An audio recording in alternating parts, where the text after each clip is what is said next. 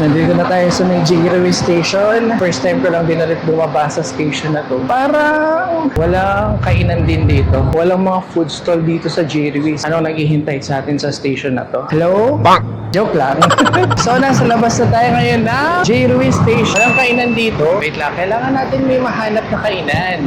Wait lang. Dito para tayong may nakita convenience store. Ito talaga as in yung totally walang kainan. Kahit sa labas, kahit sa gilid, yung mga pares-pares, wala dito sa labas. Ito, naglalakad ako ngayon. Baka meron ditong tindahan. Pwede natin mapagbilhan ng pagkain. Ayun nga, walang kainan. Hindi pala to kainan.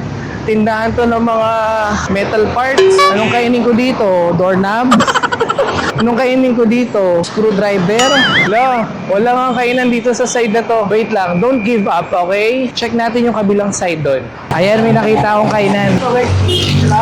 Quick. Magkano po? Magkano po? Isa po. Kain po. Yan, nag-order tayo ng... Wait lang, anong tawag dito? Pugo. Ito, bagong luto. Anong tawag po ulit dito po? Ano? Ayun. So, Penoy. Ito po. Kahit tayo ng Penoy. Pa? Apo. Nagpo-food vlog po. So, ito yung suka ni nanay. Kaya natin dito.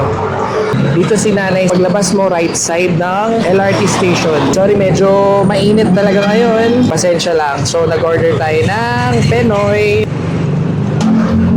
Ayun yung pinakaitlog niya sa loob. Puno-puno tayo ng energy sa katawan ngayon. Merong siomai, merong noodles, may Penoy, o diba? Tapos nag-Yakult tayo.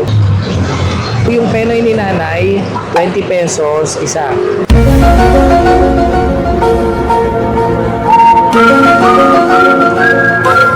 So, bukod sa Penoy, meron sinanay natin doon ng turon, 15, banana cute, 25, toge, 12, Shanghai, 12, bola-bola, 10, Penoy, 20, Hugo, 2, Alamares, 25, anim, 10.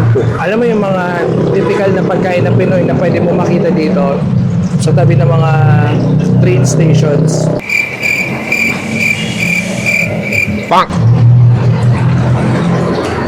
Tapos na tayo sa Rizal, Marikina, Pasig, Quezon City. Ngayon, we are entering Metro Manila.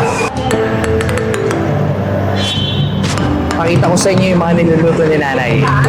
Naipakita ko lang yung piniprito nyo ha. Ito po na yung pugo. Ay. Vegetables. Vegetables. Tapos ito yung tokwa po. Ayan. Tapos ito yung Shanghai. Tapos Penoy. Ayan, sila nanay po yung nandito po. Hello po. Kasi naghahanap po ako ng mga kainan sa malapit sa station po ng LRT.